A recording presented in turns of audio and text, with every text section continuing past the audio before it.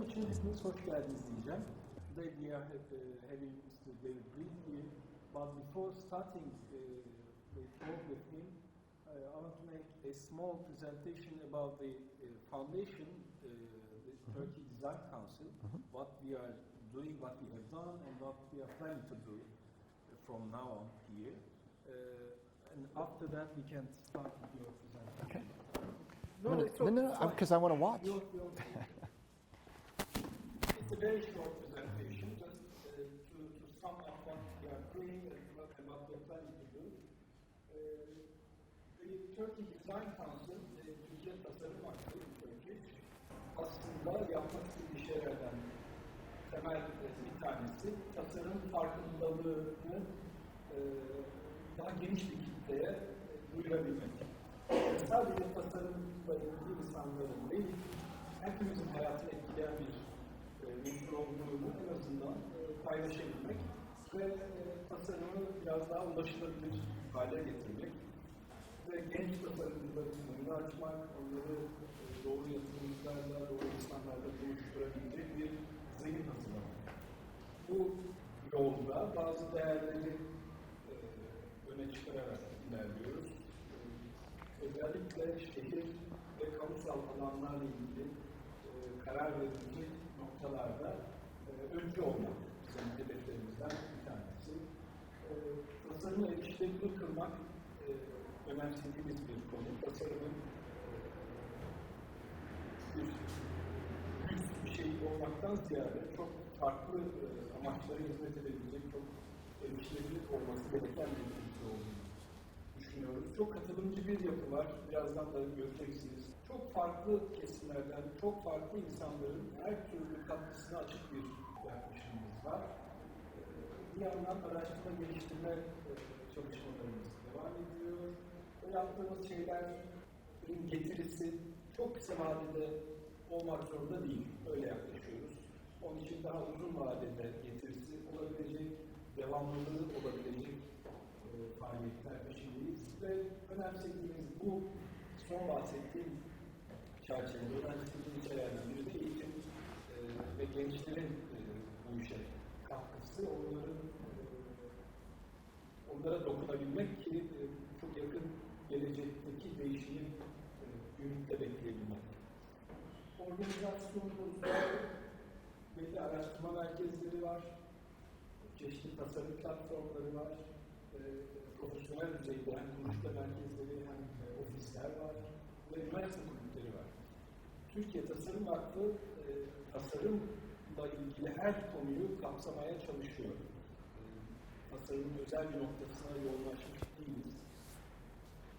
Sosyal sorumluluk projelerinden ve atölye çalışmalarımızdan karşı.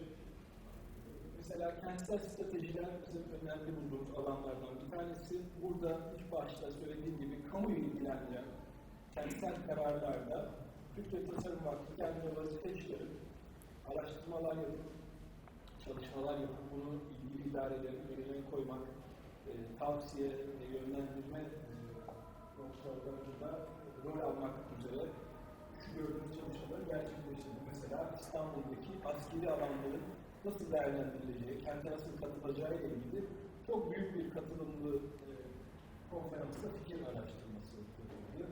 Üsküdar sahilde bir proje vardı. O projede başka nasıl alternatifler olabilir, şehre daha kalıcı katkılar nasıl sunulabilir diye bir atölye çalışması yapıldı. Çengelköy'de aynı şekilde bir park projesi yine çok katılımlı bir süreçle yürütüldü. Kilis Kent Meydanı düzenleme projesi ve Kabataş Transfer Merkezi. Yani gördüğünüz üzere bunlar kamusal alanlara yoğunlaşmış, şehri ve şehirli ilgilendiren projelerde inisiyatif alma çabası. Bir yandan multidisipliner çalışmalarımız devam ediyor. Design gibi, bir tasarım parkı gibi, Kuluçka Merkezi gibi, İstanbul'un UNESCO'nun tasarım şehirlerinden biri, 4 sene kadar sürecek bir faaliyet bu. Orada aldığımız bir inisiyatif var. Bir de İstanbul Lisesi ile mesela yaptığımız bir yapay zeka atölyesi vardı. Bunlar da multidisipliner çalışmalar. bir buluşma merkezi fikrimiz var. Tasarım kütüphanemiz zaten binayı gezdiniz hemen burada. Çekirdeğini kurduğumuz çok yakın zamanda raflarını doldurmak üzere olduğumuz özelleşmiş bir ihtisas kütüphanesi gibi tasarımla ilgili kitapların yer aldığı ve o insanların ilgilenip herkesin kullanımına her zaman açık olacak özel bir kütüphane. Eğitimlerimiz yine vardı olacak. Ve sosyal sorumluluk projeleri, işte biraz evvel gördüğünüz gibi Umutşehir, Gaziantep'teki büyük dijitallerle ilgili projeler ve vakfın strateji çalışmaları gibi böyle geniş katılımda çalıştaylar ve atölyelerimiz var. Daha da devamlı olacak. Şimdi ben kısaca vakfı özetlemeye çalıştım. Daha fazla sizi bekletmeyeceğim. Or we could just watch a film. That's also in our program. We have films with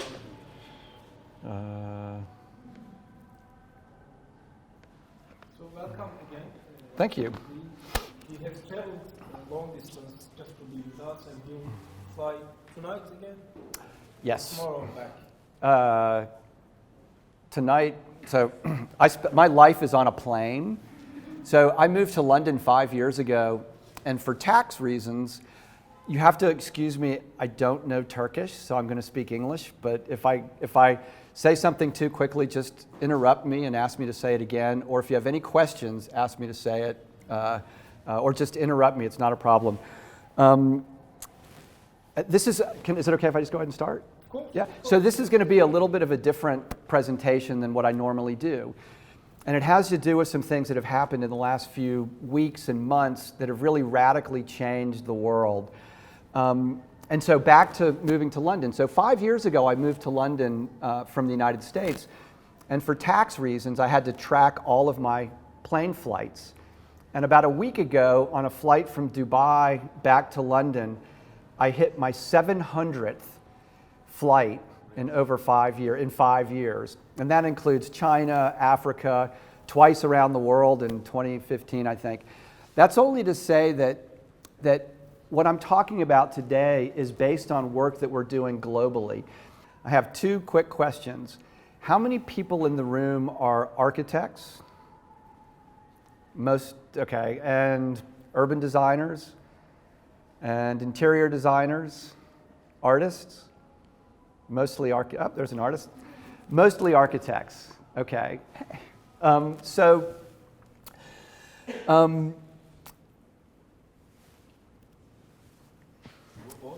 was this question for? The question, I'll bring back a little bit why I was asking what y'all do. And it has to do with the fact that we have a lot of different people working in a lot of different ways and no real common platform to sort of understand the world. I think we have a lot of perspectives. Oh, sorry, one more question. Any engineers? One? What kind of engineers? I'm sorry? Civil? No transport engineers. Good. Okay, perfect. So the second question, is there anybody in the room that's over 40 years old? A couple of people. Yeah, one. I know you are. Okay.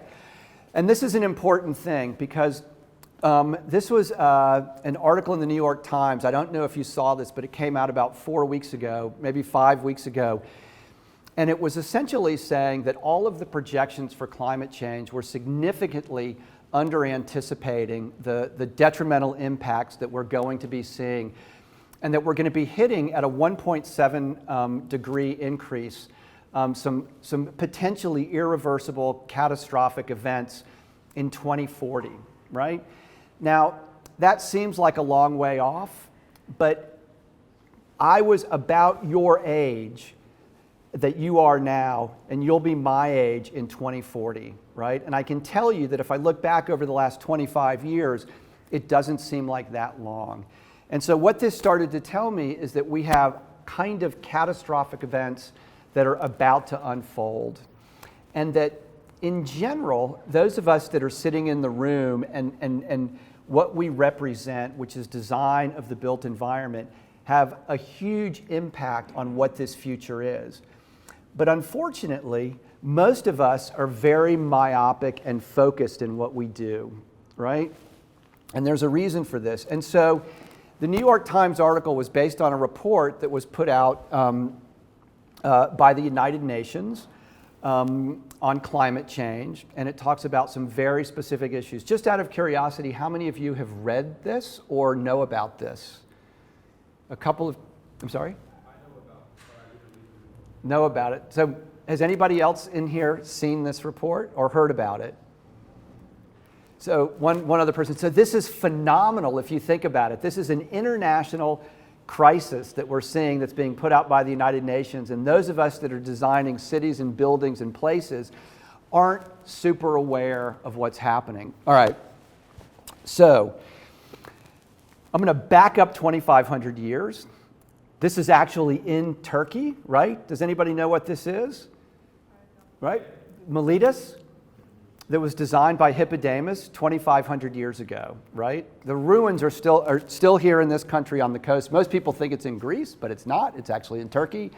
This is an example of one of the very first planned cities in the world, right?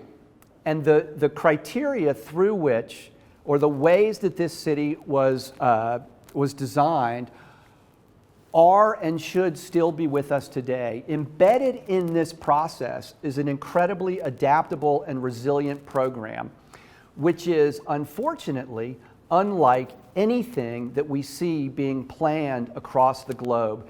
So you walk out this door and up the street and into the village, right? Is there anybody in this room that doesn't love that? Is there anybody that walks out and says, we should never build anything like this again, this is terrible? No. Right? But you know that without exception, across the world, in every developing country, what's outside that door is illegal or almost impossible to build, right? Think about this, right? And it's because of the legal structure and the engineering structure, the processes that are put in place that tell us how to make cities. So I'm going to go through parts of this very quickly, and some of this is a little bit technical, but I'm doing this on purpose because I want everyone to understand the implications of the decisions that we're making now. And this has a lot to do with why this center is so important, because it's an area where people can come together to understand the implications of what we're doing. So this is essentially the same thing that Hippodamus did in Miletus, but this was William Penn in Pennsylvania, about 2,100 years after Hippodamus lived. And it was simply a projection of public rights of way, a location of public buildings, and then places where you built buildings, whether they were residential or commercial or institutional. That was it. And within this logic, there was an amazing adaptability. So the blocks that were set up, the places that were owned by individuals, could be a place to grow corn, right? Think about this, to grow corn, to build small buildings, or to build very large buildings, right? So in 1702, this is what Philadelphia looked like. Remember that the framework that built the city never changes over these years. In 1908, this is what it looked like. In 2011, this is what it looked like, right? The streets that William Penn designed in the 17th century never moved, right? It was completely adaptable. So a place that I could grow corn was the same place that I could build a high-rise building. And so it was ultimately adaptable. But that's not enough anymore, right? What we're doing is we're talking about sort of small cities. And so what we've started looking at is the way that we can come in and set up a framework for a national platform that allows us to do two things: to plan the physical structure of a country as it transforms, and to analyze the impact of these situations. So most of you might not know this, but in 1785, Thomas Jefferson, who was the third president of the United States, created a thing called the Land Ordinance of 1785. And what that was, in an amazing way, was a grid that was placed over the entire country. So the grid structure that you see in Los Angeles today was put in place in the late 18th century by Thomas Jefferson. It was actually based on Roman geometry in a very interesting way. And what it did was set up a system through which you could build cities, right, with a kind of logic. Now, Jefferson didn't know this at the time, but the legal description of the way this got subdivided had a huge impact on the way the country was developed, because the legal lines that defined who owned which area of land resulted in a much higher level of connectivity, right? In the same way that Hippodamus' streets in Miletus or Penn streets in Philadelphia resulted in public connectivity, right? Keep that in the back of your mind. And so in this, there's a kind of logic that gets you all the way from something that's 36 miles, so 75 kilometers by 75 kilometers, all the way down to a block that is 20 kilometers by 40 kilometers. It's important to understand that in this system, if we think about New York, the Empire State Building, the largest building in the world for 50 years, sits on a piece of land that's about 70 kilometers by 120 kilometers. Think about that, right? And think about the fact that that building could sit on one of the blocks that are outside this building, right? And then you look across the Bosphorus at Zorlu Center and think about the giant area that it takes up. So this, amazingly, see the pattern in this, right? This was all suburbs in Arizona that were built in the 1940s, 1950s, 1960s, and they reflect the plan that was put in place by Jefferson 200 years prior. Now, I'm not arguing whether or not that's good or bad. We can discuss that, but it has a lasting impact on what we do, right? So, the result of this is an idea that how we divide up our land is more important than what we do with it. And this is critical because there's one thing that every single development in the world right now is being planned through, and that's land use. Everybody's heard that, right? What's the land use? Remember that no city that was built before 1930 or 1940 had any kind of land use plan. This is something that was invented as a way to run calculations to figure out how we were going to develop areas, right? So keep this in the back of your mind, that how we divide land is more important than what we do with it. But what I'm starting to move into now is the idea that how we manage land is more important than how we project it. Because everything we do is about projecting future land uses. What's the density going to be? What's the amount of office space going to be? What's the amount of residential going to be? And it's never right, ever. There's no planning document in the world that can accurately predict the future, yet we rely on this imprecise science. And so we start thinking about the idea of planning versus managing. So think about, remember, all of this came from Istanbul, right? All of this came from time I spent in this city, and I was horribly frustrated from walking through Galata and then going out to Başakşehir, right? And trying to sort of reconcile why we couldn't just build more of Galata in suburban Istanbul. Why is it that all of this stuff is getting built the way it is? And so if we're thinking about planning and managing, it's a very simple idea.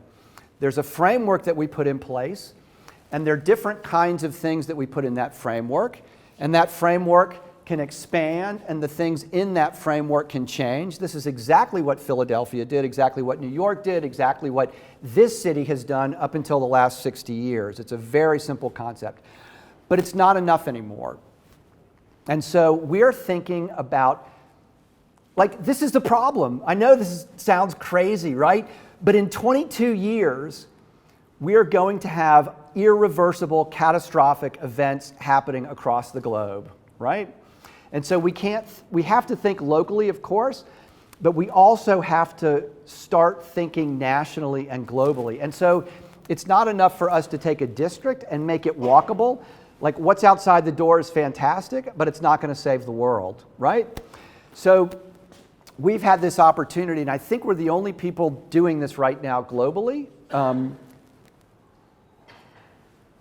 We're planning an entire country And it's the country, does anybody know what country this is? It's, yeah? Kuwait, absolutely.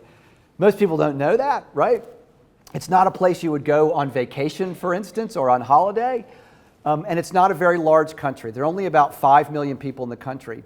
But it represents a way to drive a national transformation to move us towards a more resilient and sustainable future. And so we're simply taking a cue from Jefferson and laying out a national ordinance. So imagine that you were able to do this, and I'll show you where this came from in Istanbul, but imagine you were able to do this in other countries. And so, again, we don't have to get into the specific technical justification for this, but what it's doing is twofold. It's allowing us to set up a physical framework for future development that follows a high level of connectivity, and it allows us to analyze data points that sit within each of these cells, right? And this will get a little bit clearer in a moment. I'll run through this fairly quickly. It's just a structure that allows us to organize things in the world. And so it runs all the way down from 6 kilometers to 1,200 meters, and then you take that 1,200 meter section and it drops down to a series of subdivisions, right? And the idea is that within these subdivisions, you end up with a legally described, highly connected system. Everybody out here is looking at this thinking, oh, it's going to be a horrible, relentless grid, right? Absolutely, because you're all designers. 2 things about that. New York is probably the most interesting city in the world, notwithstanding Istanbul, right? And it is the most relentless grid of any city in the world. Number 2, you're going to have to wait till the end of the presentation and I'll explain why it's not going to look like this, all right? I'm waiting for that, actually. I have a lot of critical... Absolutely. But I guess that something is coming up and we can discuss. Yeah, absolutely. But that question is so fascinating because every time I drop a grid into a city somewhere, the first thing out of everybody's mouth is it's going to be so boring. It's horrible, right? But some of the most amazing cities in the world are built on very rigid grids. Philadelphia, for instance, right? New York, and I'll show you a number of other examples, but that's not what necessarily has to happen. So keep that in the back of your mind, and if at the end, when I run through this series of images, you don't believe me, then you can kick me out and tell me to start over. So this is the thing, right, that's been driving me crazy for the last 25 years, is that people just say they're going to do things and make projects in cities, but there's no justification for what they're doing. So let's put a shopping mall in here. It kind of should look like this, and it might be a good thing. Let's tear down this entire neighborhood and build 5 large office buildings, right? That never happens in Istanbul, right? Never happens in China, never happens, now it's happening in Africa and all kinds of other places. But as a profession, we're terrible about evaluating what happens after we design and build the projects that we're building. And it's not just architecture and urban design and urban planning, it's also engineers in all disciplines, right? So we have to come up with a kind of rational way to understand how this works. So we're actually taking a framework for all the different kinds of things that happen in a country, and these would be economic elements, transportation elements, place-based elements, so the kinds of places that you're making, infrastructure elements, and organizing it in a hyper-rational way, right? And because we have to know and understand what the implications are of the things we're building and the places we're making. And so in all of this, I know you were not expecting to see density charts and graphs that were describing diversification of communities and density distribution, but we've got to start with baseline information in these scenarios, right? And so in a place like Kuwait, we're having to identify challenges, and these are challenges in a number of different areas. And so there's a funny story I'll tell you about population density, but also things like diversity of areas. So if you think about the diversity that occurs in some of these older sections of Istanbul, and can't quite understand why that diversity of uses, diversity of building types, why that doesn't occur in other parts of the city that are newer, this is a way to explain why that's not happening. All right. So we've gotten to the idea that we need to measure things and we need to put in place a kind of framework to make this happen. So you probably 90% of you are staring at me like, what's this guy talking about? This is insane. You know, we just sort of project land use plans and we build cities up and it all works. But in fact, it gets us all of this terrible stuff. And this is exactly why, right? So this is this is a new city that's being built in Western Kuwait, right? Called Al Mutla.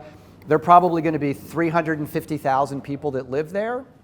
And so somebody that does what you do and what I do has taken land that in this case was left over by the Kuwait Oil Company and said, you can have this land, right?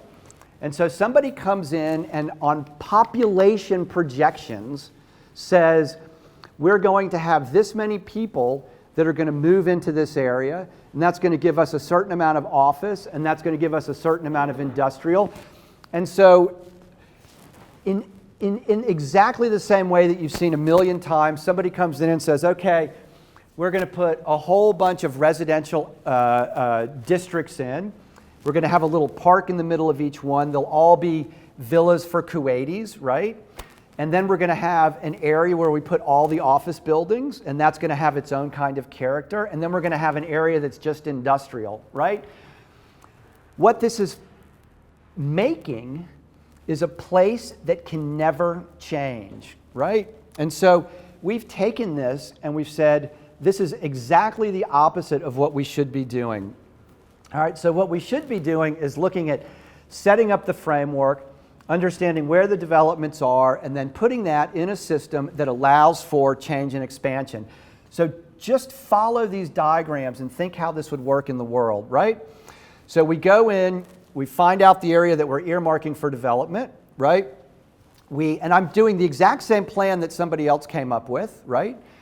We lay out those things that last longer than buildings and individual developments. So we have transportation, we have roads, etc. We lay out a subdivision framework, right?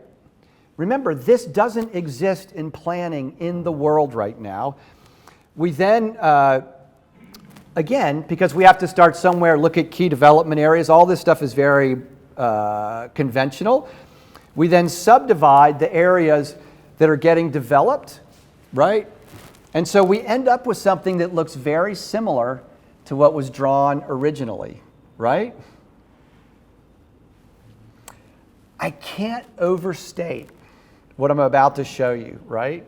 I would challenge everyone sitting in this room to find one place in the world, in this country, that this is being done, right? And so then what we do is we're able to populate at an abstract level, right, all the different kinds of things that might go into this city that's going to emerge over the next 30 years. We can't possibly know that this is absolutely going to be residential and that's absolutely going to be office, because the market and population changes and demographic changes will change the future of these areas. And so what we're putting in place is a system that allows us to make those changes and expand these areas, right? Think about this. So going back to did anybody here work on the Zorlu project? Okay, simple question. What happens when the residential market implodes, right, and Zorlu becomes unsustainable? What happens? What's the only thing you can do with that project when it no longer works? Tear it down and start over, right? It's the exact opposite of the way we built cities for millennia, in the sense that they were adaptable and changeable, right? So everything that we need to know about cities is incorporated into this structure.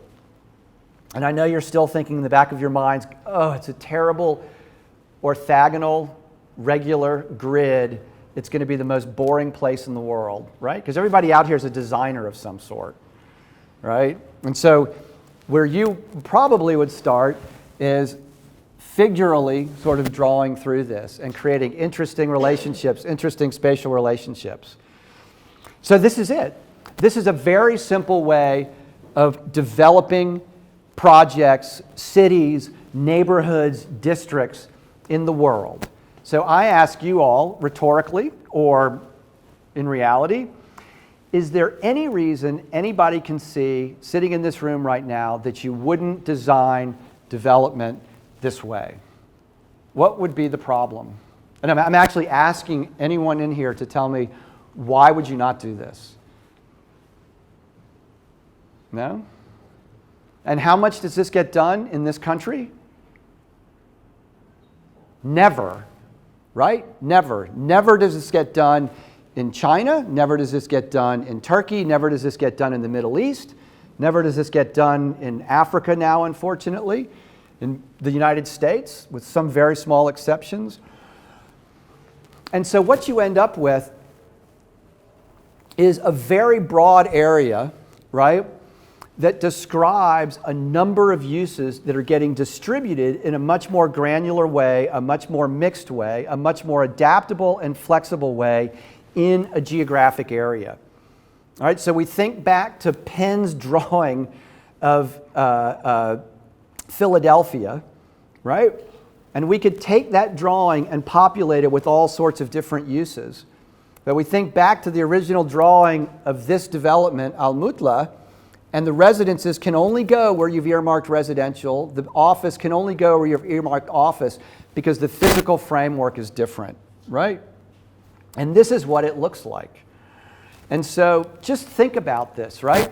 This is the area we're talking about. This is exactly like most of the plans or master plans or urban designs that you would see, where somebody has this great idea to put some curvy roads in there and a sort of park, right?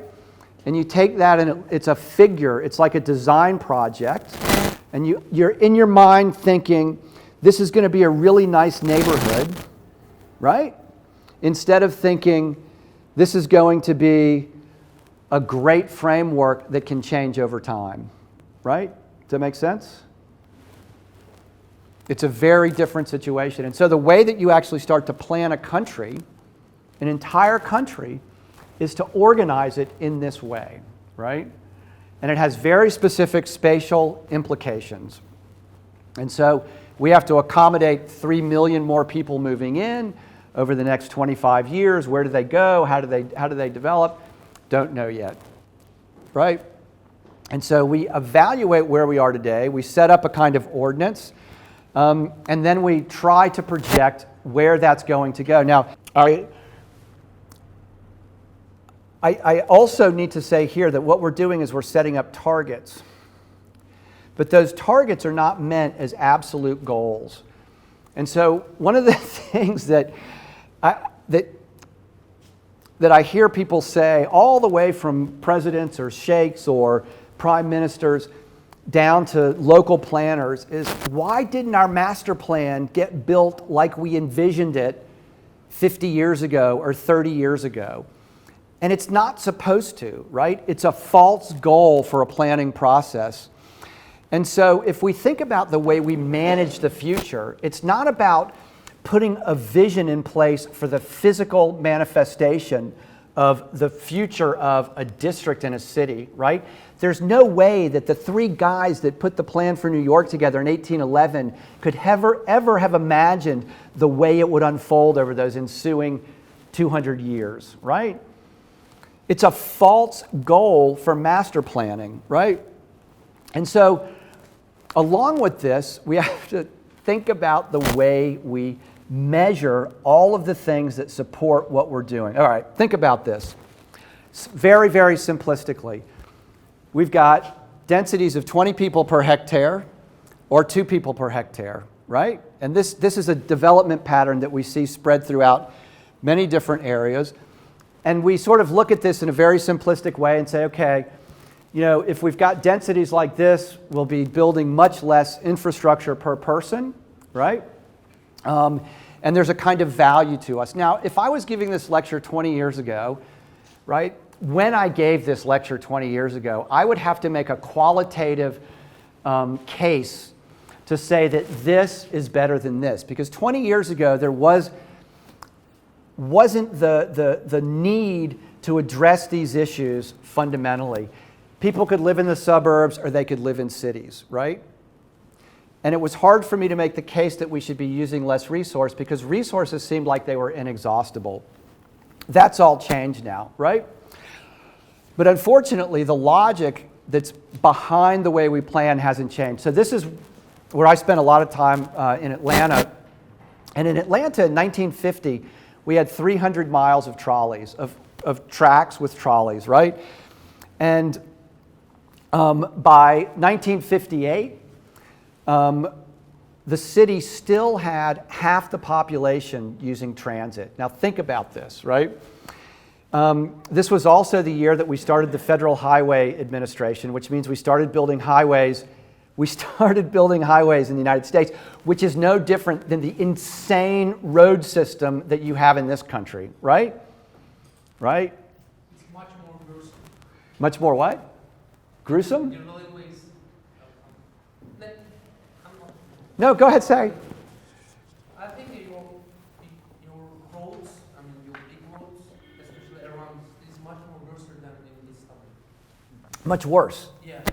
Oh, I don't disagree with that at all. I mean, you could just say, I think your insert something from the United States is much worse than Istanbul, and you could pretty much say that across the board. I absolutely agree.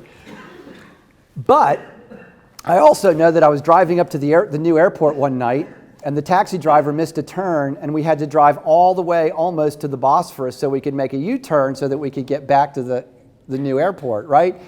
So there's this logic embedded in there that causes people to act in slightly different ways. But the point of this is that when we were projecting in 1960 what would happen with people using public transport, everybody thought that there'd just be a slight change. But it turned out that building these highways and allowing for more cars had a much greater impact on the way people lived in the world than was thought at the time. And so the point of this is that we need to measure these things to see if they're really working. And this builds on the idea that master planning, that urban planning, that designing of cities should never be set up in a way where we have an absolute goal in mind. It's never about that, right? Again, find me a city in the world where there was some master architect or designer, right, standing around saying, this is exactly what this place is going to look like in the next 25 years. I guarantee it, and it's going to be great. One place, right? It doesn't exist. So we look at a country like Kuwait, and we understand that for various reasons, things have happened. So just like the decrease in transport that we saw in the United States, they've also had a significant decrease in bus ridership by orders of magnitude. So a huge precipitous drop. And we need to understand why that's happening. And I'm not going to get into that too much today, but I am going to get into something that's really interesting. All right. So in 1997, and then again in 2004, there was a third master plan and a master plan update. And in those master plans, think about this, they projected that 700,000 people in the country would live outside of the metropolitan area, right? Which is kind of the city, Kuwait City. In fact, today, when about 500,000 people should be living outside the city, only 22,000 people live outside the city. They were off by 98.5%. So think about this. The master plan projected that people were going to be living in these new communities, but it never happened. And what's the response that the government has about this? They look back to the people that did the master plan in 1970 or 2005, and they say, why is there a deviation, right? Why were you wrong? How do we get those people to move out to the middle of the desert, right? The question is never, maybe people moved where they wanted to move, right? And so there's a fundamental disconnect between goals and expectations and the reality of outcomes in these areas. And I cannot overemphasize this, right? In an era where we continue to build cities, buildings, based on a formula where we project demand and we provide or we give supply to support that demand, right? Now, I'm going to take you through 2 slides, and I hope it's not, in English, I hope it's not too hard to understand, but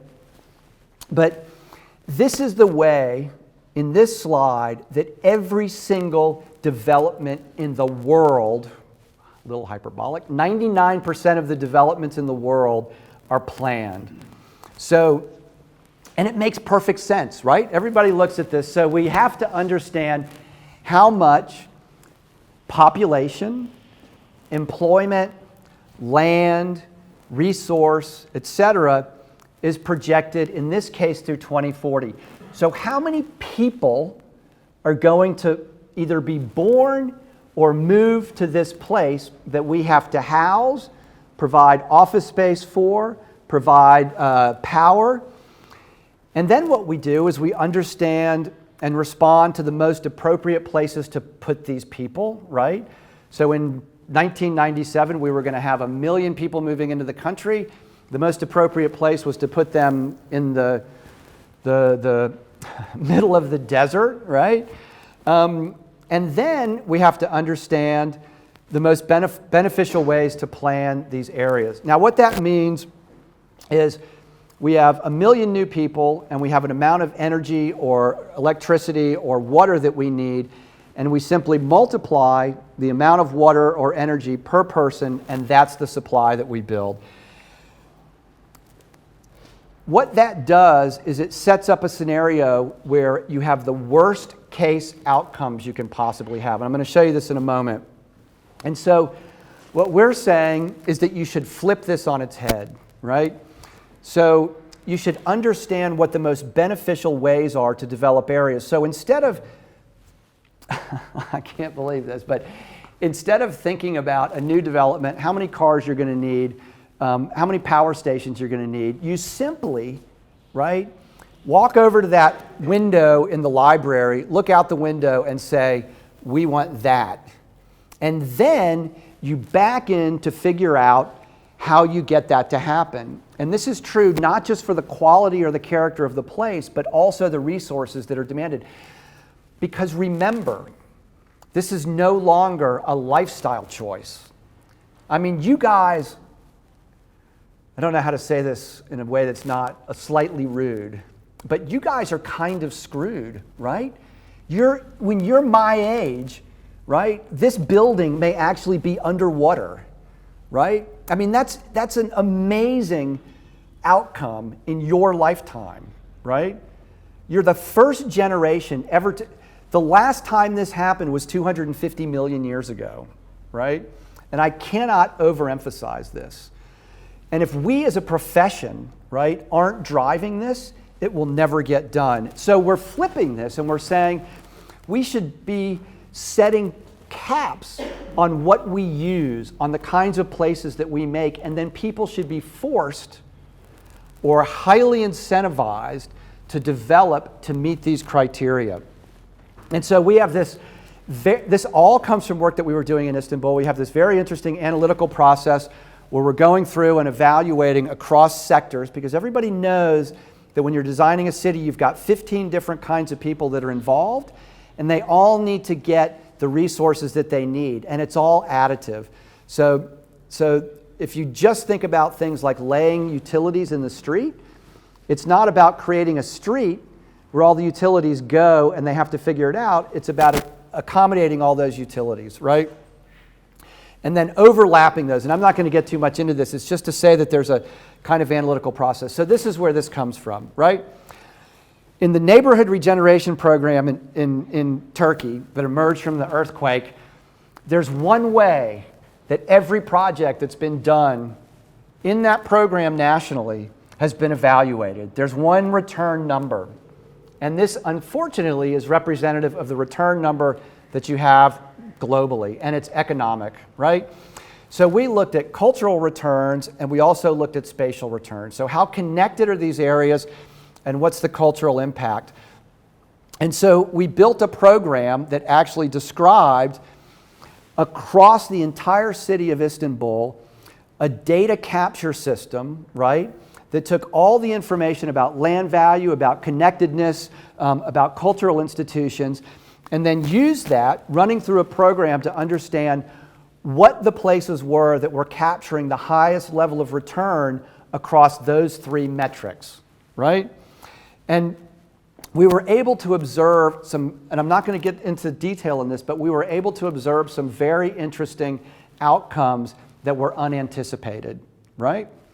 And so a lot of areas that one might have thought had higher, so when you go up Kennedy to Ataturk Airport, you see the shift in the way everything's developed, right? And it's a big parcel, big parcel, big parcel. There's zero connectivity, right?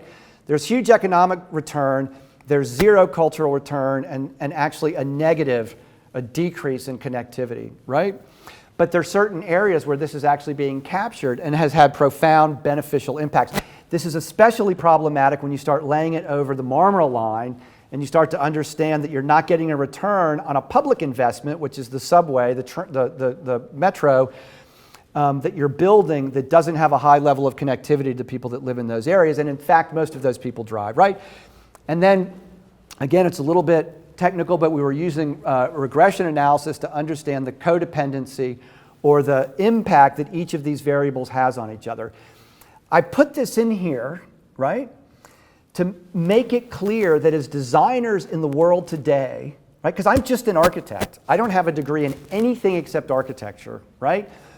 But I've had to learn things like statistics, right, the law, engineering, in order to combine all of these ideas so that we can understand the outcomes, right? And so we now have a model where we can go into every single neighborhood in Istanbul and find out what the baseline value is across those three areas and what the projected either increase in value or devaluation will be, not just for economic purposes, but for issues of connectivity and issues of cultural impact. Does that seem like something you might want to know, right? Do you care enough about Istanbul to want to ensure that the neighborhoods that are being redeveloped have the same level of connectivity so that you can do things like walk that you can do here and the same cultural foundation? Does anybody think that's a bad idea? Can anybody name one redevelopment in the city, in the country, that's being done like that right now? No. Right? Or in the world. This is a huge problem, right?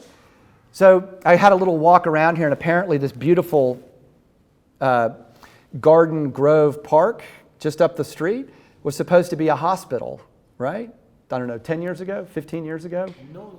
2 years ago? 5 years. 5 years ago, right? So in this case, a number of residents got together and said, this is a bad thing. That doesn't happen very often though, right?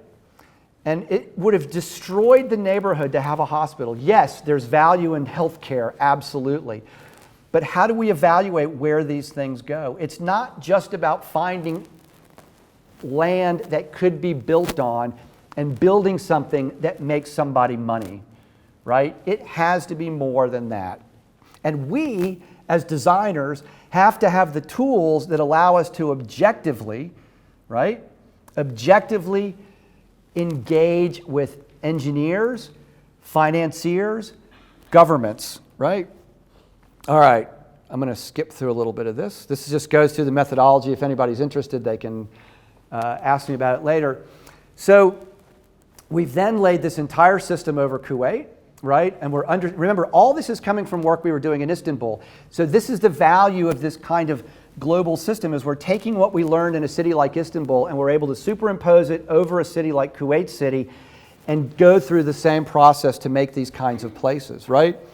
And so in this case, this had never been done before, right? We're evaluating at a very detailed level. This is insane to me, right? The amount of people that could actually walk to the transit stations that were being proposed. And along with that, we're also running through, and I put these up here not to go through them specifically, but to describe the level of analytics that are involved in creating great places, right? Because we no longer have a convention where we just build cities with small blocks and highly connected streets, right? Somehow we have to figure out a way to not do that. Right? I didn't get on the whole time I was over at the Hilton, once I got out of the adjacent neighborhood, I was on grade separated highway from there all the way to about half a kilometer from here, right? The transport, it's all disconnected. So what we're trying to do is make the analytical case that if we put these things in, we're actually going to have significant impact. So we're calculating and evaluating the benefit from the three criteria that I described of putting in place infrastructure components. So when you're thinking about Kazla Chesme, right? So we were doing a big project up at Kazla Chesme. There's a giant train station right there, and there was no desire to make connections between the project that was on the sea and the train station. Why? Because everybody had a car, because they were expensive units. And so you think about the craziness of building an incredibly expensive, it's insane, an incredibly expensive metro system and putting it next to development that people aren't going to use. And this was part of the analysis that we did through this process. And so here, so Kuwaitis will not take public transportation. So what we're trying to do is talk about all the non-Kuwaitis who will use this system. And it actually had to be measured, right? Now remember, this is coming from a design perspective, right? What I'm trying to do is make a great place, and I'm trying to use this data to build the defense of what we believe and understand to be highly connected, highly accessible, adaptable places. Again, this is just running different scenarios through these criteria for the different kinds of people and types of people and the connectivity that we can allow. And so again, I'm not going through these, but these sort of regression analyses are not something that you think about involving yourselves in as designers, right? You look at this and you think, oh, that reminds me of when I had to take calculus and do derivatives. I'm so glad I don't have to do that anymore, right? But in fact, this is the data, this is the information that's being used by different sectors to promote each of their individual goals, right? And this is why I asked if there are any transport engineers, because all transport engineers care about is moving traffic quickly. All power engineers care about is getting electricity across the country efficiently. They don't care where the substations go, right? All hydrology engineers care about is moving water right after it rains. They don't care necessarily about the quality of the place. I'm being a little bit hyperbolic. It's not exactly like that, but it's pretty close. All right. I'm going to skip through a little bit of this, right? All right. Now, I know you're going to think this is slightly painful because nobody wants to talk about, this is not power like the government. This is like power like lights, all right? But I want to explain the unbelievable impact that we have as designers if we understand how these systems work. Okay, so remember when I talked about population determining how much stuff we put in certain areas? Well, it's the exact same thing for power everywhere, right? Any of you that have been involved in big projects know this. You project how many people are going to live, how many people are going to work, how many cars you're going to have. And then each of those persons has a certain amount of kilowatt hours, right? And you simply multiply that by the number of people and then add 20% just in case there's a problem. And that's at peak demand. That means that you're supplying enough power in a project for the worst case scenario times 3. So it's the worst case scenario for population increase. It's the worst case scenario for peak demand. And it's the worst case scenario including a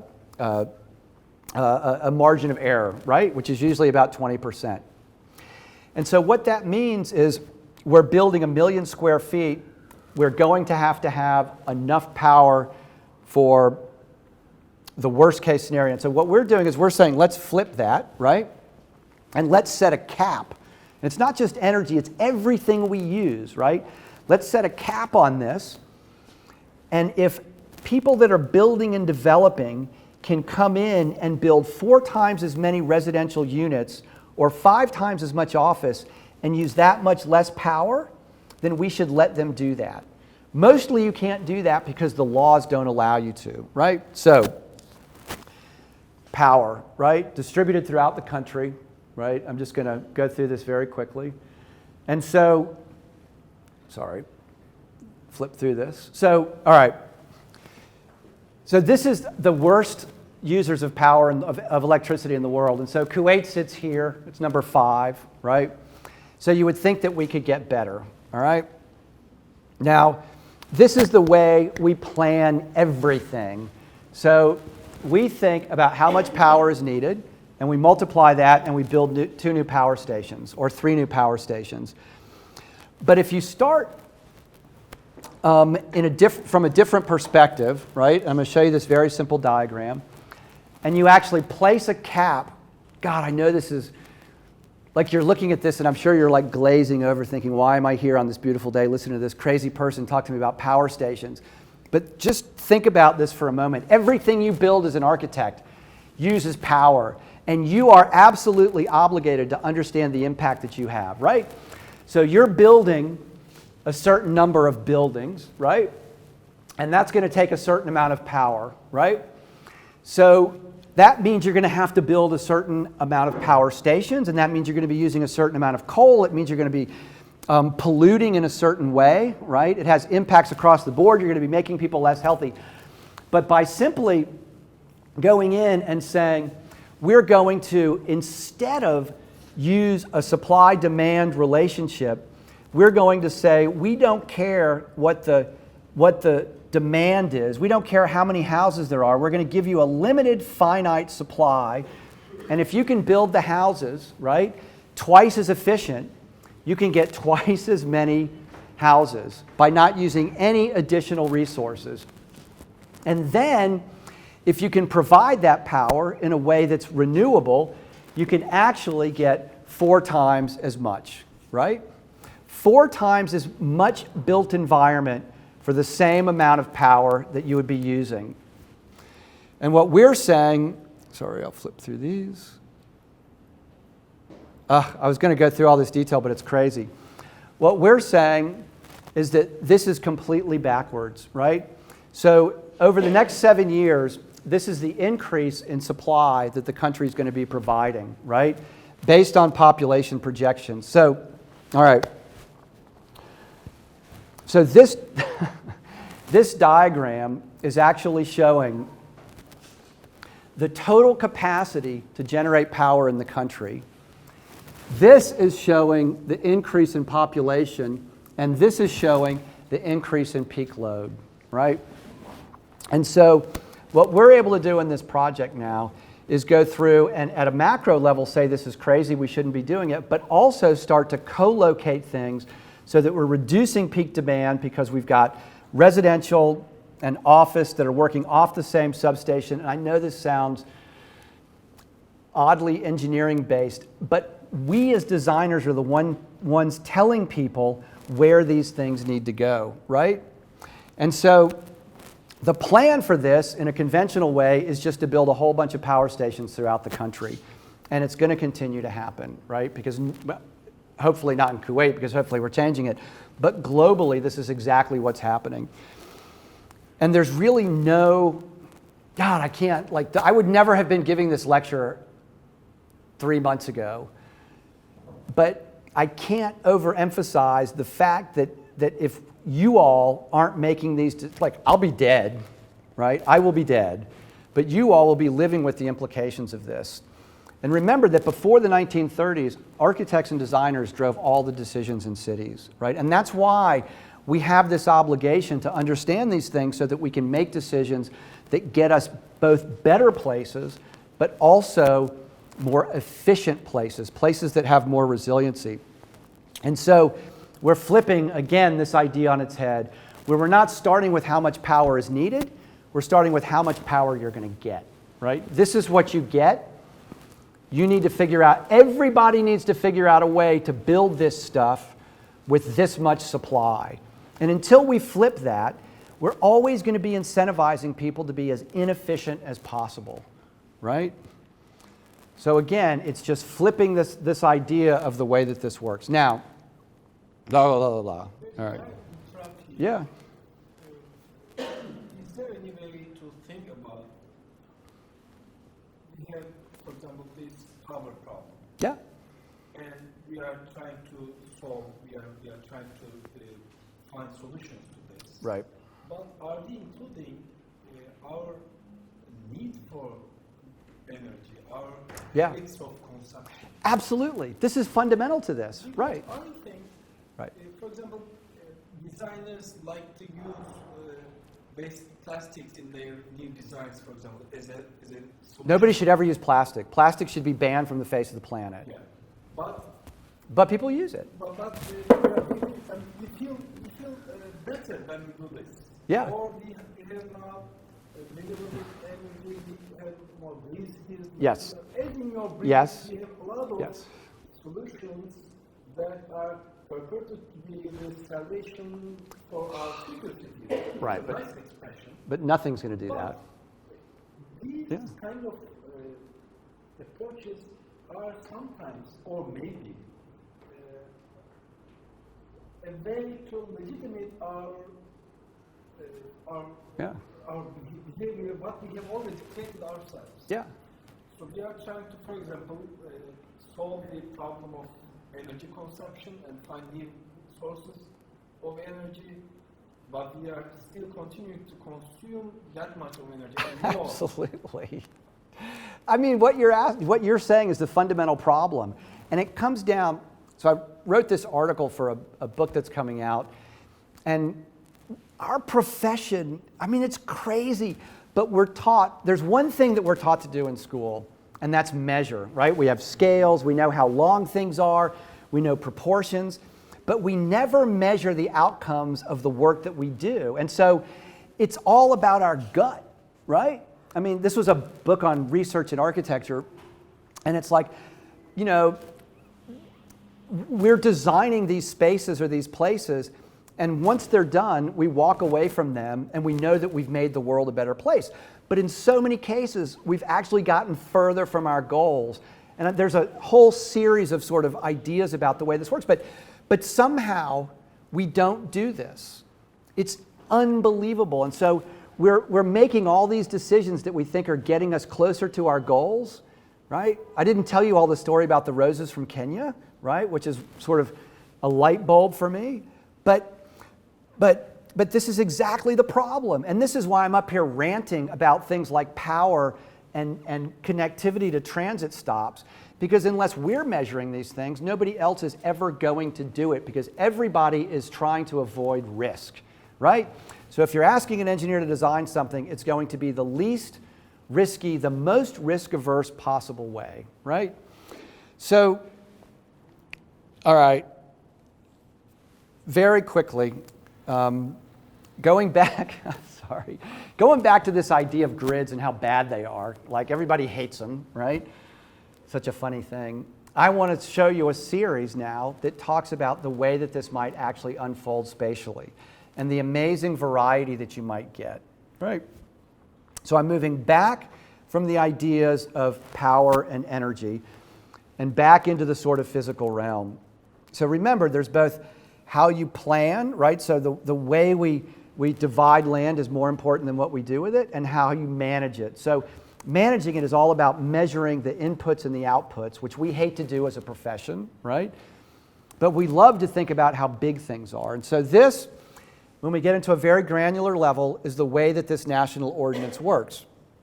So it goes from 1.2 kilometers, and then it can be subdivided into smaller and smaller areas that ultimately end up getting you down to blocks that are something like 2.25 hectares, right? But remember that this is just a way to make people not do really bad things. This is never going to get you great, super designs for places.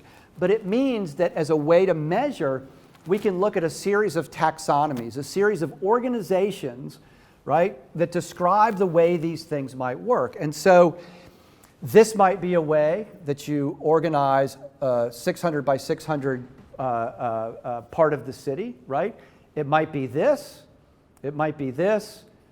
We might start adding parks. Don't care. We might have a long linear boulevard. We might have different pods of this stuff that drop into the 200 by 200 modules, right? I don't know, right? Right? We might start mixing these. We might add big parks, right? And you all are looking at this going, oh, this is awful. This is like, I should just read this out of a book and plan the cities, and they're going to be the worst places in the world, right? It might be a mixture of these things, right?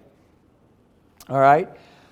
But in the end, if everybody in the world did this, at least every place we were building would be connected and adaptable, right? And you absolutely can't say that. So yeah, the relentless blocks aren't great, but they're a lot better, right? Both from an objective and subjective perspective, right? Than most of what gets built today, right? I'll be happy to take this entire group on a tour of Beijing, right? And you can see exactly what I'm talking about, or we can simply go to some of the suburban areas. I mean, you all fly in the airport, right? Look out the window and wonder what's going on in so many of these projects. So this is not high design. This is keeping people from doing stupid things, right? But then we start thinking about it a little bit more interestingly, which gets to your original question, which is always the problem. Everybody wants these things to be beautiful, well-designed, you know, the 16th arrondissement in Paris or Galata, right? But it's not always possible to do that.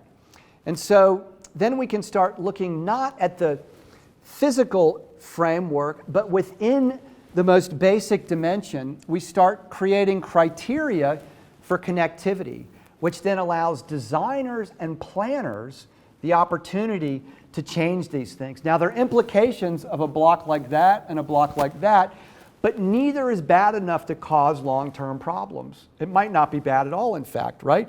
So it's more like a web of connected public rights-of-way than it is a grid, right? Or it could be something like this. I mean, these are all just sort of made up. And I'm going to, something like this, something like this, something like this, right? And so in these, we were looking at places in Kuwait to get people to understand. But what's fascinating about this is that these are all some of the greatest places in the world and some not so great places. And they all generally meet these criteria. But you would never think about the series of images I'm going to show you right now and think that, oh, these are horrible, boring places. But they follow the logic that I'm describing, which again does not exist in the planning profession in the world today, right? So Barcelona, not just the Eixample, but also the Centro Histórico, right? Someplace like New York City, right? Nobody can ever tell me that New York City is a boring place, right? It may have a boring plan, but it's absolutely not a boring place. Portland, San Francisco, Paris, right?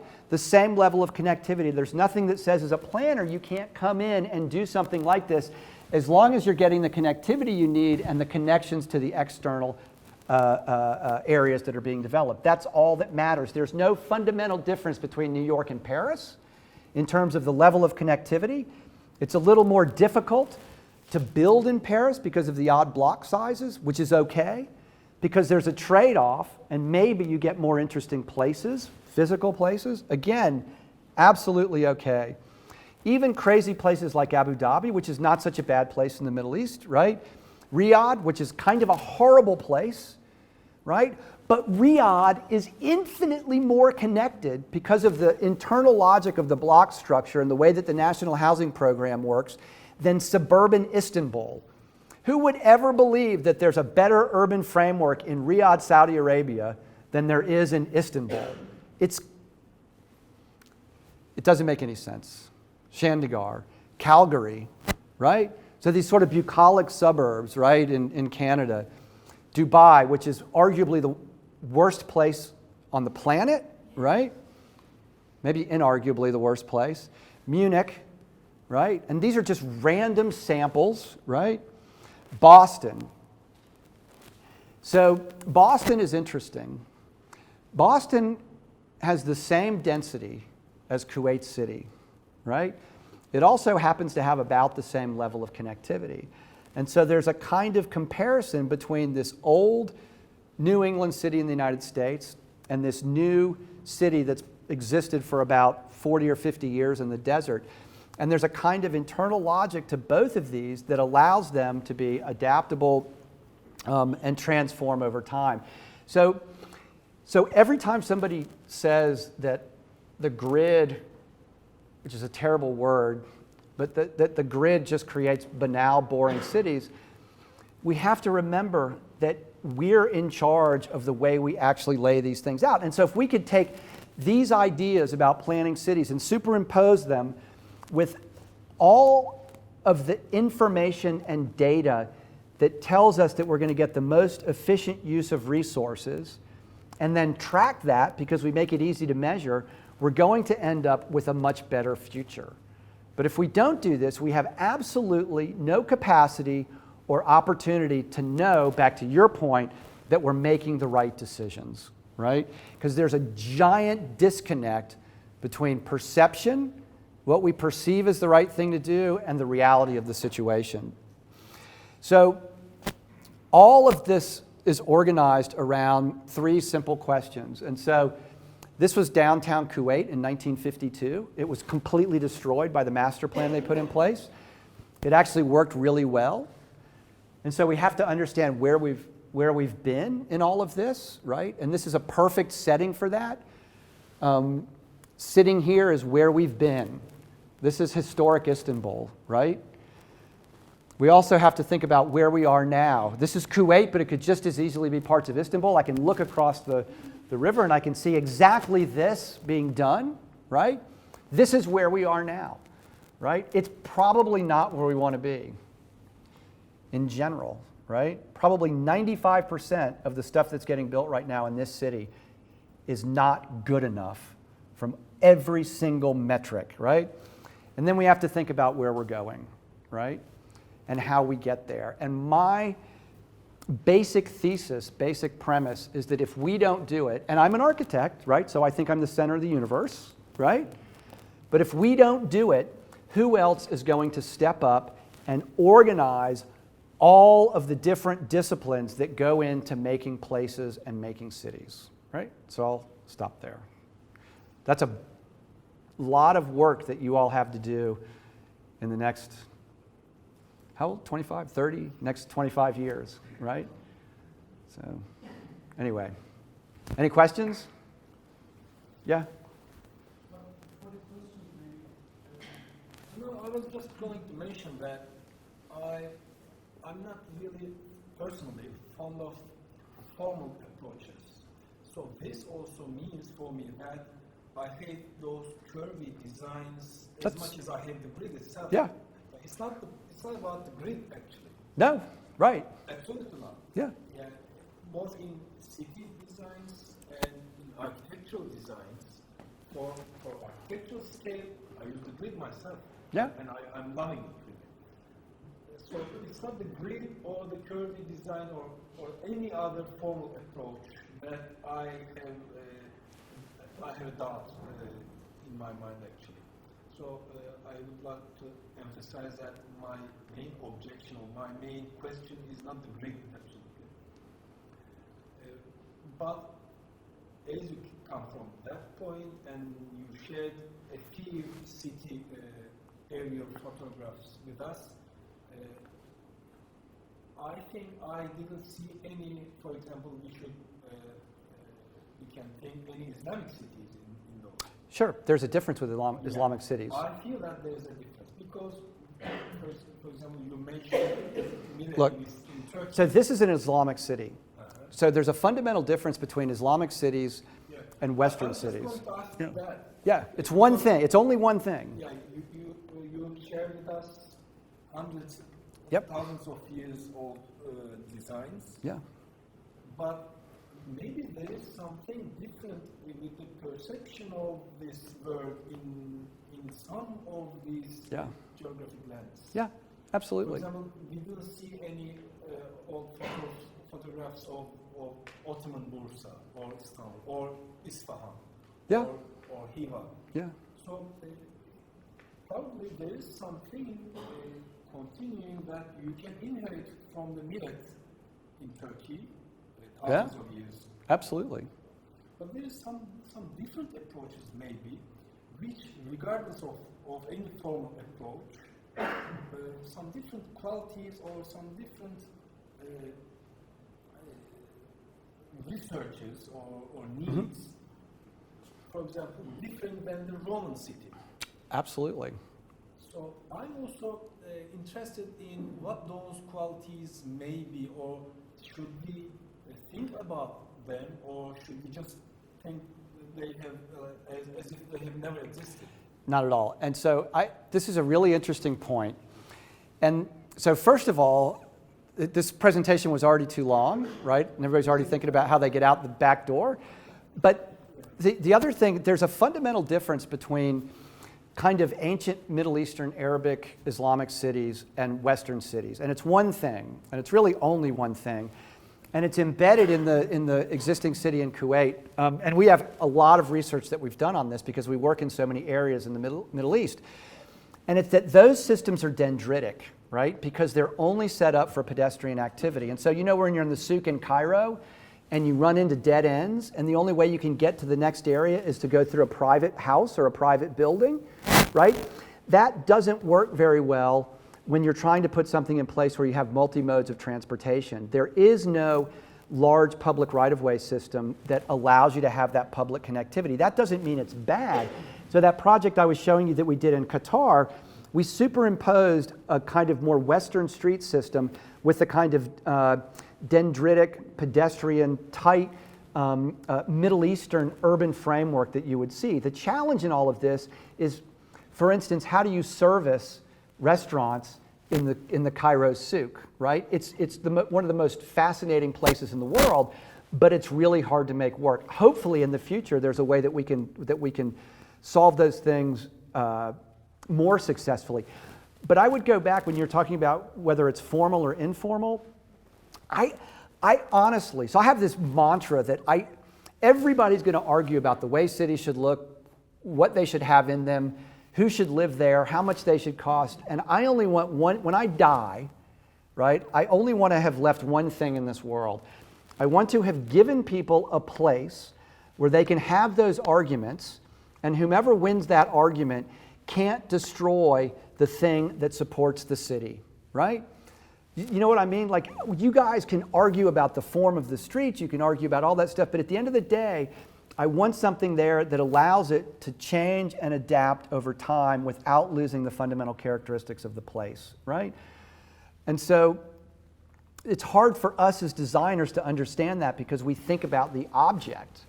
And what I'm thinking about is the thing that exists prior to the object that unifies all of these varied voices, right?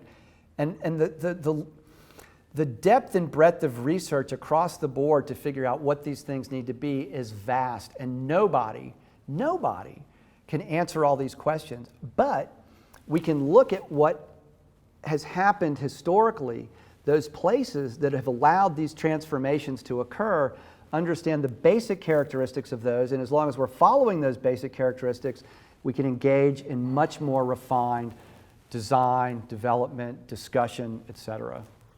For example, if we talk for Istanbul especially, it's a multi-layered city. Of course. It's like they say a palimpsest city. It Absolutely. has a lot of civilizations. Yeah, And right. Finally, this great city has come up with this heritage that you say. But Istanbul's not a great city.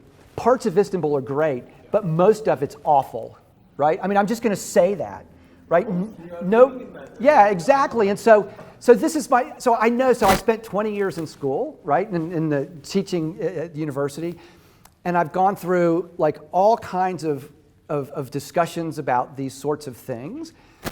But at the end of the day, that stuff out there is rising. The temperature is increasing. Your future children are in jeopardy, right?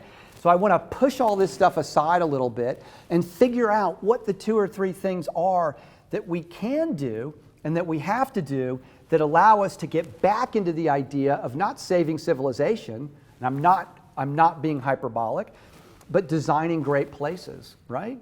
Our priorities have changed, right? So again, I've never given this lecture that I'm giving today, right? Normally I'm much more positive and broad and circumspect about what I think can and should happen in the world, but I think we're at kind of a tipping point right now, right? And I think that if we don't, and this, so this group of people is trying to lead design and planning and the future of the built environment in Turkey. So if you all don't believe that this is something that's necessary, where else is it going to come from, right? So I'm not being flippant or glib or dismissing anything in any way whatsoever, right? I'm just trying to get people to focus on this critical issue, right? I think you had a question? You asked me. Yeah. I'm not an architect. Uh-huh. That's a good thing, probably. But since you were talking about land use and global warming, as most of the people know, animal agriculture is the number one Yeah. of the world, and 26% of that is for grazing and 23% of that is for feed. Yeah. And it's shocking, and I don't know what you say about it. I think it's insane. I mean, this is exactly the kind of thing that we have to be able to address. And so there are huge problems. I can't overemphasize this. There are huge problems with, and again, as it pertains to us, with designating large areas for industrial agriculture or industrial husbandry, animals, right? And so it's up to us to figure out creative ways that we can start to integrate these things much more directly into the places that we live. We're probably, from our perspective, are never going to be able to solve the problem that, for instance, cows present globally. But we can at least factor that into the decisions that we're making. But all of this comes from the idea that everything needs to be highly segregated, right? And so I look at the gardens that we walked into down there, and so these things should be incentivized, right? We should be building more of these things because they provide an amazing public service, but they also can be measured to decrease the negative impact that we're having on the globe, right? Of course. I mean, it's tough. Like, how are you going to get all these people to change? Oh, God. Think about this. I mean, you're right. I think 26% of carbon is coming from cows, right? And I remember the first time I heard that was like 15 years ago, and I said, that's the stupidest thing I've ever heard. Somebody just made that up because they don't want people to eat cows. But it turns out it's right? But it's going to be really hard to make that change. But we can start by re-regulating the way we deal with the way we raise animals, which incentivizes less impact on the land, and one might argue higher levels of substitutes that have less negative impact on the environment. But it's so pervasive, it's unbelievable. But so 26% comes from cows, I think 28% comes from buildings, right? Something like that. I was just going to say that. Yeah. The world has cows and human beings and a lot of more. Yeah. So if you come at the end of the day that cows are guilty for this all carbon, I find it kind of funny actually. I thought it was what we have done to this so. world. I thought it was funny, but we did what we did to cows because we industrialized them. There's so many. This is the thing. Yeah, I know. This is exactly right. And so, if you think about, but we live in this world where the country that I thankfully don't live in but was born in is led by an idiot that doesn't think that any of this is real, right? I mean, this is somebody who's opening up natural preserves to drilling so that we can get more fossil fuel. It's completely in the wrong direction. And somehow, like, so this is the thing, right? So you're laughing about the cows, and somehow, you know, part of what we do is tell stories. When we're designing a building or designing a city, we're trying to get people excited about what we're doing. And so we have this capacity to take that data, right? Like, I don't present this data to the prime minister of Kuwait, he would glaze over, right? I have to give him a story about the way it's going to transform the country into a better place. That's what we have to do with this information. There is absolutely no silver bullet in this, right? You know what I mean by that? There's like no one thing somebody's going to wake up one day and say, oh yeah, this is going to save the world, right? The only thing that's going to save the world is us being gone, right? Which doesn't save the world for us, it saves the world from us, right? And that's kind of our basic choice.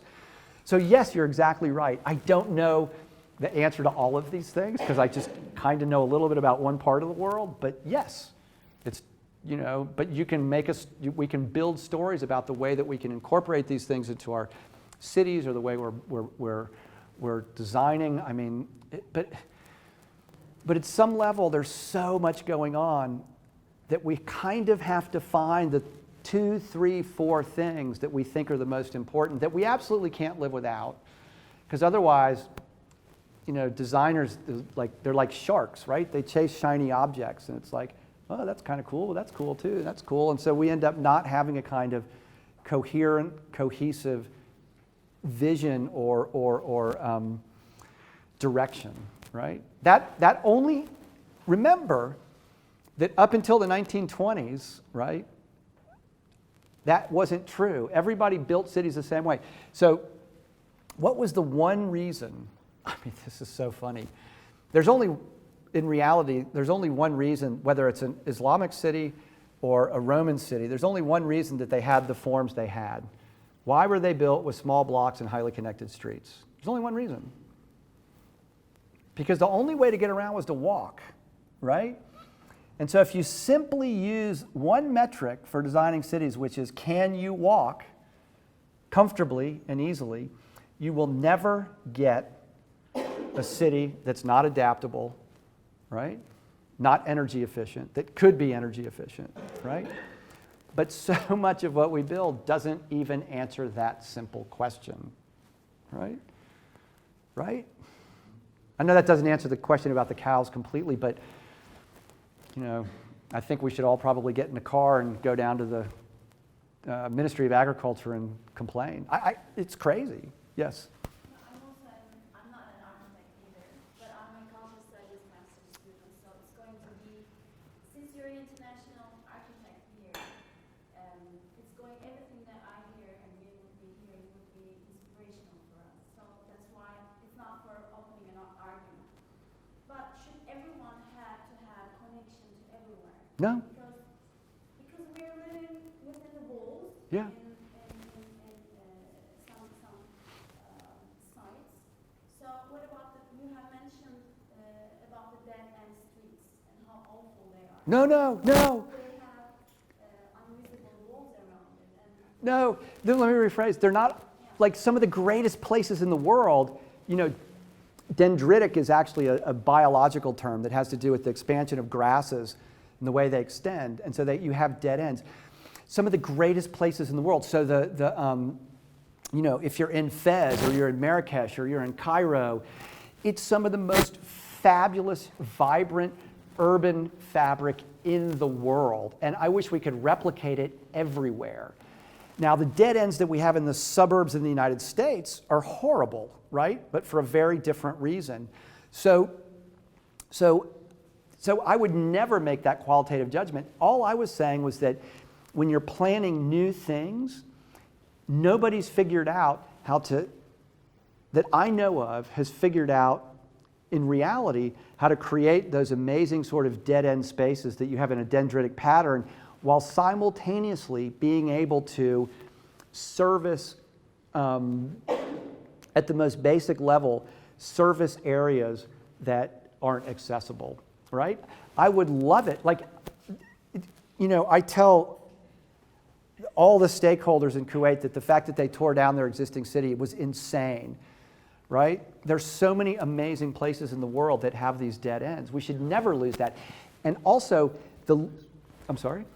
It's amazing. It's amazing. Yeah, but it's gone. This fabric. It's gone. It's insane. It's crazy. It makes absolutely no sense. And everything shouldn't be connected, right?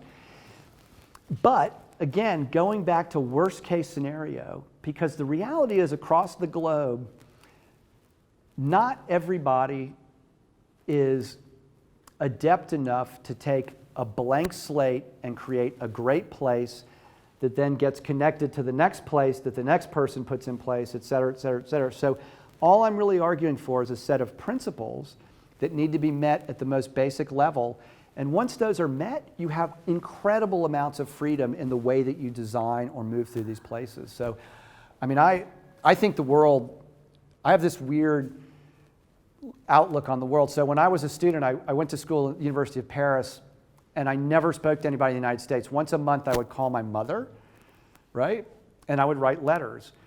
And the immersion I got in the French culture, right, is impossible today. So then when I went back years later to teach in Paris, right, my students, because I know that it's all great, but I'm just saying, you know, what you're saying, that it was impossible for them to immerse themselves in a different culture, right? To the extent that one kid couldn't get through the turnstile in the metro, he called his parents in New York. His parents in New York called us in the faculty room, and we had to walk down to the metro to help him get his metro card. It was insane, right? So there's huge value, but this is exactly, if we're taking these horrible planning policies that we've had across the world, coming out of the United States and the United Kingdom, they're the two worst countries for this, right? And then translating that into all these other areas, it's killing the world. And it might be okay if it was making it more sustainable, but it's doing just the opposite. We're losing local culture, and we're using more energy and resources, and we're lowering quality of life in almost every way. I know that's a long answer to a very clear, short question, but I agree with you 100%. Can I end on a really short story? Right? So I think this might give you a little bit of insight. So this is what got me started thinking about this a long time ago. There was an article in the New Yorker called Bigfoot, and it had to do with your carbon footprint, right? And so, you know, this park out here is a great example. Everybody knows that if you buy local, it's better, right? So there's this mantra, this rule of thumb, this smart sort of idea that we should buy things that are grown and raised locally. So there's this sort of story that I made up where I'm walking home in London one day, and I've done something to annoy my wife, who, by the way, is also not an architect and thinks we're all crazy. But I've done something to annoy her, and so I stop into a florist, and I want to buy her roses. And I have two choices. I can buy her roses that were grown in the Netherlands or roses that were grown in Kenya. Kenya is 4,200 miles away from London.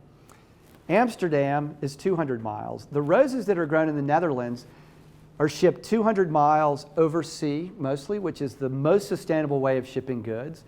The roses that are grown in Kenya are flown in on a jet 4,200 miles, absolutely the least sustainable way to move goods across the globe. So I go home, I give her the flowers, she's happy, but I start thinking that this might not be the whole story. That, yeah, it's local, but maybe there are other aspects. And so I start investigating the way the flowers are grown. And I begin to understand that in the Netherlands, they're all grown in greenhouses with fertilizer that expends carbon when it's fabricated. It needs to get shipped to the Netherlands so that it can be used. Whereas the roses that are grown in Kenya are grown in an almost completely natural, non-resource intensive environment. So the carbon footprint for the roses that are grown in the Netherlands is 6 times the carbon footprint that's grown in Kenya. And the point of this story is that I think I'm doing good in the world by buying the roses that were grown in the Netherlands, because that's what I've been told. Nobody really measured it, right? But once I sit down and measure it, I find out that my actions are getting me further from my stated goals. And that, in a nutshell, is the basis for all of this. I don't know what this stuff's going to look like. I don't know if it's going to be smart. But I do know that if we can measure the results, right, we can determine ourselves if we're getting closer to our goals or further from our goals. And at the end of the day, that's really it, right? Does that make sense? Sort of? And I have another second question. Like, for example, we have some organic cities. I'm from India, but born not in Jeddah. We lived in Al-Balad, the historical Jeddah. Yeah. And after a few years, we moved to a new town, which is typically designed by American architect Des Marquis. Yeah. It's called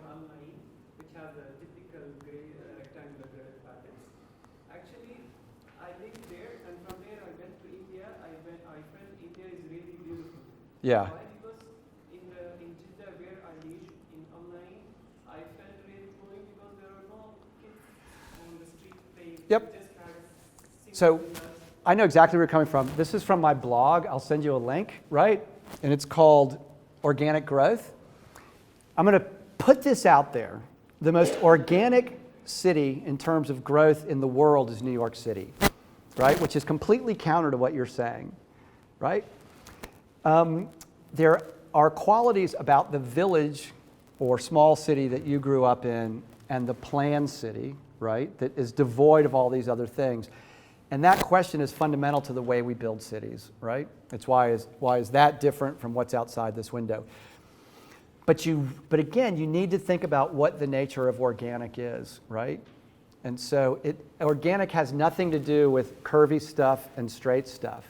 It has to do with the ability to adapt, right, across a number of different scenarios. And so this is the most organic land use pattern I've ever seen in my life, right? Which is simply a result of the framework that allows this stuff to go in anywhere, which is what existed in your small town that you're remembering. But the new city you moved to separated all the uses, right? Which meant you didn't get that organic connection. And this ties to all kinds of things like parcel sizes, block sizes, land use laws, financial instruments, et cetera, et cetera, et cetera. It's incredibly complex. But you're asking the right question, right? Does that make sense? All right, I think that was 2 questions for the last question, and I know that's probably enough. One more, please. Okay, I don't want to take too much time, but it's more the questions like the statement. I'm thinking maybe talking about with other people here. I think young people like me, when we go to architecture school, first assignment they gave us to build a house. Yeah. And I was refusing that because I think there's enough, there's so much houses already, and they give us this land in Istanbul. There was no any houses there. So I kind of didn't design a house in the land, but in the sea, just to point out that we all use the land like this. It's just gonna ruin this side of Istanbul too. Right. And the professor didn't accept my design because it was in the sea. Do you think like the professors, I think they have to change their mind Yeah. than us, because we already You're- born in this world knowing that it's gonna end, you know? Yeah, everybody that's over 40 needs to change their mind. That goes without saying. But there's a really interesting saying, and it's nobody ever won by following the rules, right? And your goal isn't to get an A on your project. Your goal is to push an idea. You know, and that has everything to do with short-term gains and long-term gains. And so I can't, if you had been in my class, I probably would have given you a B, right? I don't know, but yeah, I mean, of course, everything has to do with pushing back on norms, especially when they're not I working. think all the assignment that I get while I was in the school was like killing the nature, but in the first idea, you know. The second assignment was to build a school. I didn't build big walls surrounding the school. That was also a problem in my design. They didn't expect that too. My idea was, okay, they want us to like kill the nature and build big walls. That was So- the first year. So really quickly, because Aristotle said a long time ago, 2,500 years ago, that something isn't so just because you name it. Paraphrasing, right? But organic and nature, right? How can I stand up here and say New York is the most organic city on the face of the planet? The way you're using the word nature didn't exist before the 1700s, right? Remember that in the Garden of Eden, in paradise, paradiesa means surrounded by a mud wall. So the world was constituted by the thing that was inside the wall. It created the place, right? So again, it's great to push, right? Push back on these things. But you always sort of need to know what the outcomes are of what you're proposing. So in theory, what you're doing is exactly right. I have no idea if the project was good because I haven't seen it, but everybody should be pushing back. But always keeping in mind that you have to be able to understand and measure the implications of what you're doing, whether it's a school project or a building you're building in a city or a city that you're actually planning, right? All right, I think that's, One question, maybe last question, please.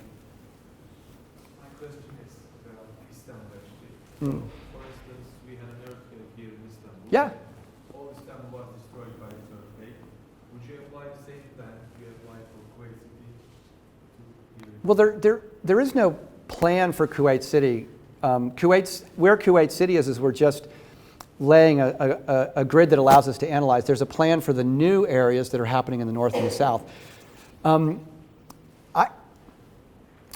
I will answer that by saying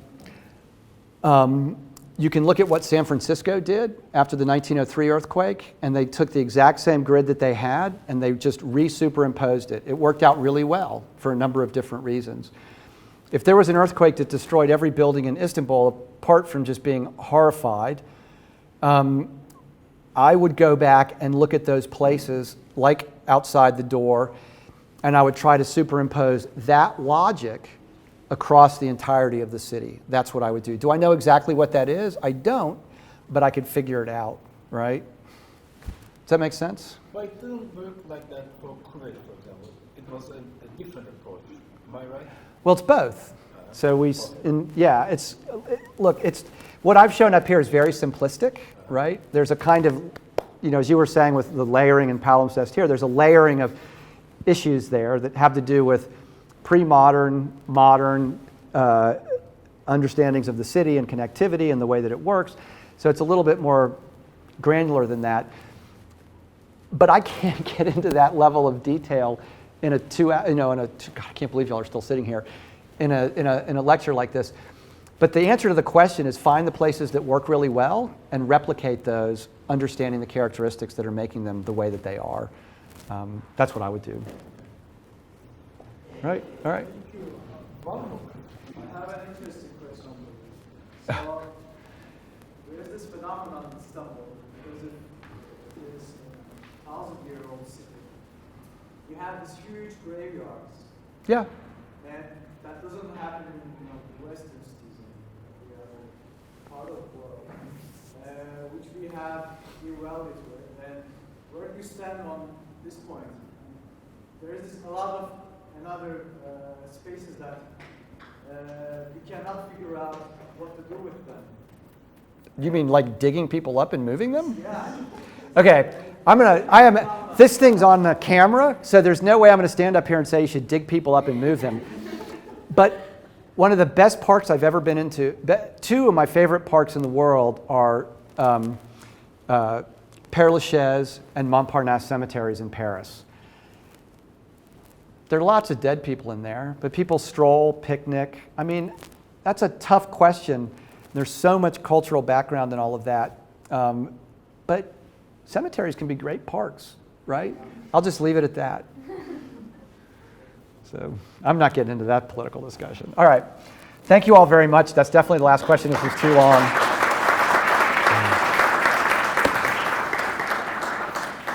Good. Thank you for coming. Sure. And sharing all this knowledge with us and accepting our questions. I'm sure that if we have time, this discussion would go on for hours, and I would love to do that. But this much it was a great experience for us. Thank you for being with us here. Yeah. So I would recommend, I appreciate it very much. I would recommend everybody walking outside, going to a cafe down the street, sitting, having a nice cup of coffee or whatever, and talking about why it's such a great place and why it doesn't exist in new developments in the city. That's Right? what we all should do. And I thought anywhere on the world we love historic preserved cities. And if we try to find the qualities that make them so beautiful are completely Three things. illegal. Yeah, of course it's illegal. It's insane. Architecturally, urban design-wise. Oh, yeah. Oh, yeah. Is that you cannot do today. Oh, yeah. It's insane. I have a whole lectures on the legality of this. It's insane. You guys should be mad, right? That the law is not letting you do what you want to do, right? I wouldn't get like arrested or anything, but you know what I mean. So. Good. Thank you. Thanks, y'all. Arkadaşlar çok teşekkür ediyoruz. Bu ilk etkinliğimizde şehir üzerine konuşuyoruz. Şehir üzerine hepimizin ortak şehri Türkiye Tasarım Vakfı Gezi. Bu kurmaya çalıştığımız, oluşturmaya çalıştığımız 3. yılına girdiğimiz şehrimizde, merkezimizde şu önemli bir şey, yani biz